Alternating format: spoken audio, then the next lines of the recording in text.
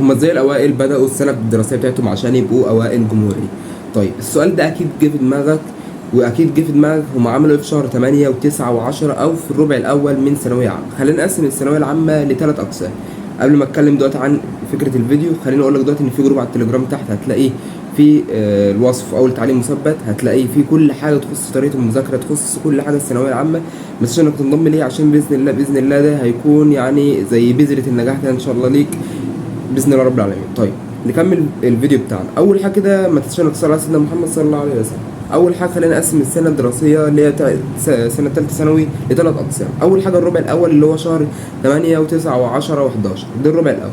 الربع الثاني 12 1 2 3، ده الربع الثاني. الربع الثالث 4 5 6 وشهر 7 بتاع الامتحانات. يعني هم ثلاث اقسام او ثلاث ارباع.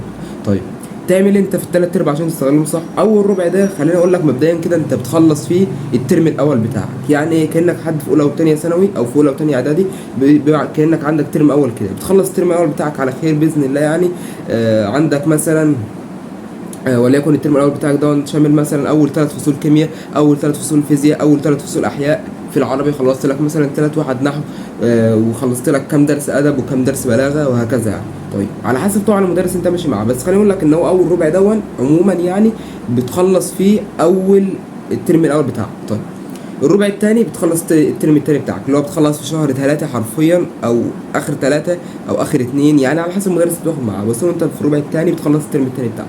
الربع الاخير بيبدا فيه المراجعات النهائيه ولا للامتحانات. طيب خليني اقول لك هتستغل ازاي او كل ربع عشان تطلع ان شاء الله من اول الجمهوريه. بص انا بعد ما سمعت لقاءات كتيره جدا وسمعت ناس كتيره جدا، انا جايب لك دلوقتي حرفيا الخلاصه بتاعه ثانويه عامه. طيب اول ربع الاوائل بيعملوا فيه ايه؟ الاوائل باختصار بيعملوا فيه ان هم ما بيشتتوش نفسهم بين اكتر من مدرس، يعني هم بيقعدوا عند مدرس واحد. وده طبعا انا سمعت ناس كتيره جدا في ثانويه عامه، يعني جبت لقاءات الثانويه العامه حرفيا اوائل الثانويه العامه على الجمهوريه من 2020 لحد الان، وشفت لقاءاتهم هم بيعملوا ايه، يعني الاول النظام الحديث لحد دلوقتي، وشفت هم بيعملوا ايه بالظبط. طيب اول حاجه هم قالوا ان هم في شهر 8 و9 و10 الربع الاول ده بيقعدوا عند مدرس واحد، بيشتتوش نفسهم عند اكثر من مدرس واكتر من طريقه شرح. طيب تاني حاجه كانوا بيعملوها في الربع الاول دي ان هم كانوا بيشتروا اكتر من كتاب للحل. ليه بقى؟ عشان ايه؟ انت عشان دلوقتي في الثانويه العامه الحديثه او في النظام الجديد انت عاوز دلوقتي تنوع مصادر حلك، عاوز يكون عندك خريطه كده او خبره في الحل من كتر الحل، شفت فكره 2 3 في اكتر من كتاب. فدي تاني حاجه. تالت حاجه كانوا بيوحدوا مصدر الشرح. يعني ايه بيوحدوا مصدر الشرح؟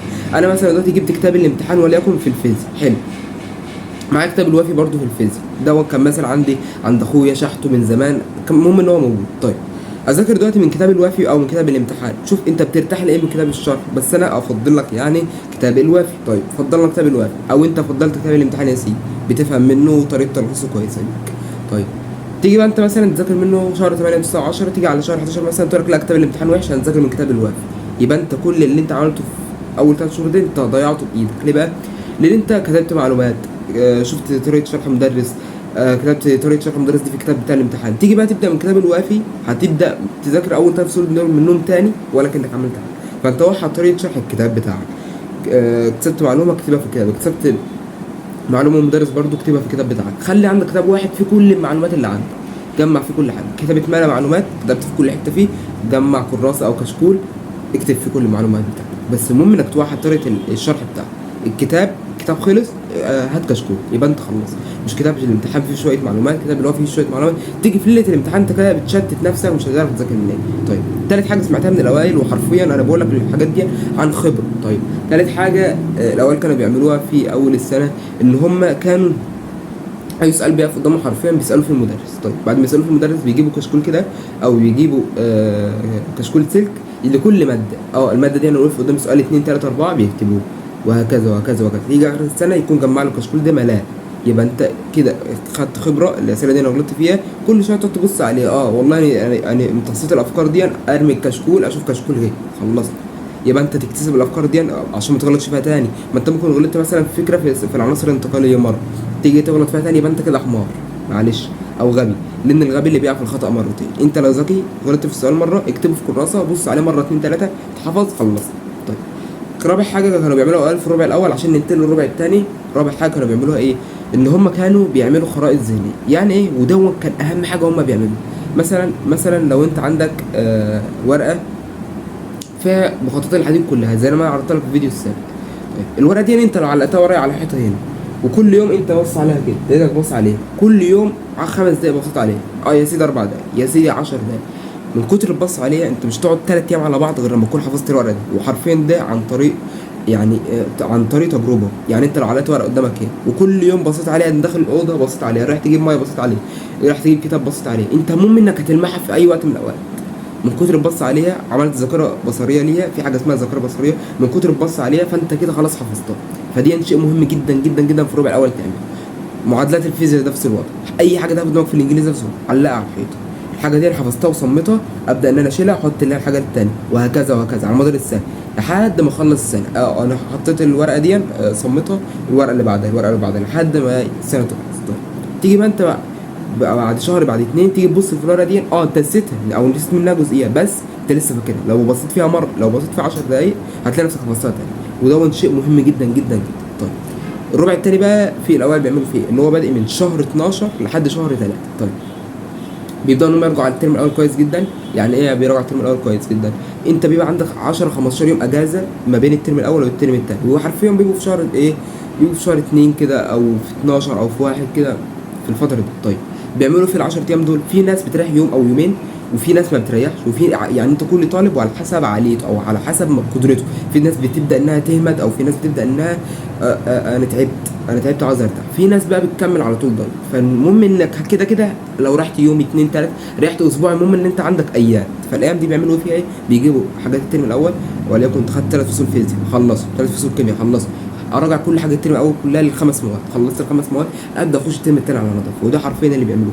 فعندي مثلا درس 2 ما حليتهمش في الكتب، ابدا ان انا اراجعهم كمذاكره الاول، وبعد كده انا ابدا احلهم. المهم ان ما بيفنش كل الحاجات اللي انا عشان اخش الترم الثاني على نظافه. وده شيء مهم جدا لازم تعرفه، ان انت لازم تخش الترم الثاني على نظافه. ما تهبلش، مش تكون سايب حاجات في الترم الاول تخش الترم الثاني وتاخد ال10 ايام او ال15 يوم اجازه كلهم. لا، انت عندك 10 ايام او 15 يوم، ريح يومين على بالكتير وخش على طول ذاكر. طيب فنش حاجه الترم الاول وخش الترم الثاني على نظافه عشان تكون على الاقل مع زمايلك. تبدا انك تخش الترم الثاني. الحاجه بقى الاهم في الربع الثاني اللي هي من اول شهر 12 لحد شهر 3، الحاجه الاهم هم بيعملوها ايه بقى؟ الحاجه الاهم ان هم مثلا انا اخدت دلوقتي بدات في الفصل الثاني او بدات في الفصل الرابع في الكيمياء، لان احنا دخلنا في الربع الثاني او في الترم الثاني، بدات في الفصل الرابع في الكيمياء. اجي وانا بذاكر الفصل الرابع اخد لي جزئيه من الفصل الاول وجزئيه من الفصل الثاني عشان ما انساش المنهج، وهراجع على طول دايركت دايركت دايركت. كل ما انت بتراجع كل ما انت بتثبت المنهج في دماغك. انت لو سبت المنهج بالظبط 3 ايام 4 ايام ما بصيتش فيه انت نسيته. ودي عن تجربه انا جربتها. سبت المنهج 4 ايام نسيته حرفيا، مش نسيته لا، يعني وقعت جزئيات كبيره منه، هبطت جزئيات، وعشان المها تاخد مني وقت.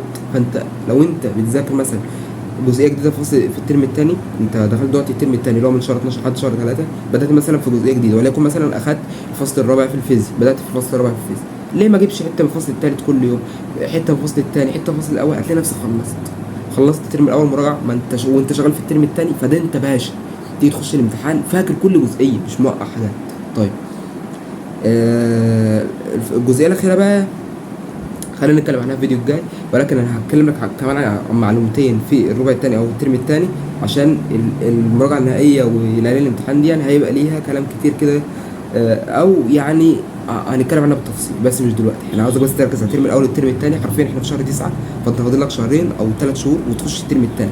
فانا بقول لك عشان تركز في الفيديو ده وتسيفه عندك. طيب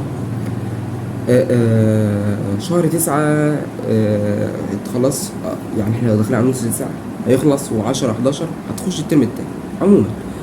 طيب كمان حاجه هما بيعملوها في الترم الثاني وبيهتموا بيها كويس جدا، الا هو شهر رمضان الكريم، اللي هو اصلا يعني انت تلاقي 3/4 دفعه ثانويه عامه يقول لك احنا ما ذاكرناش شهر رمضان، احنا ريحنا، احنا هبطانين، احنا مصيمين، احنا كذا احنا كذا.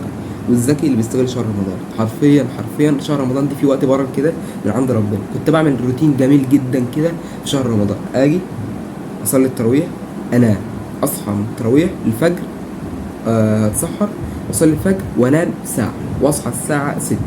كان ساعات المغرب بيدنا الساعه 5، اصحى الساعه 6 اديني شغال بقى. كانت احسن فتره في المذاكره، تذاكر من 6 الصبح كده لحد بتاع 10 كده، وتنام لك ساعتين قبل الظهر، او تكمل لحد الظهر وتنام لك ساعتين بتوع الاياله من الظهر للعصر، وبعد كده تصحى العصر مهبط خلاص. انا عن نفسي كان بيبقى عندي مقدره بعد العصر ان انا اذاكر ولله الحمد، وكنت بذاكر.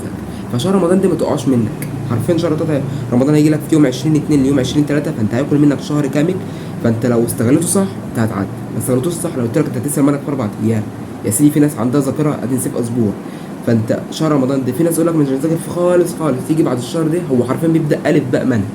فانت استغل كل شهر بكل شهره، يعني الشهر بشهره وخلص شهر بشهره، وان شاء الله يعني ما توقعش منك جزء كبير. بس كده.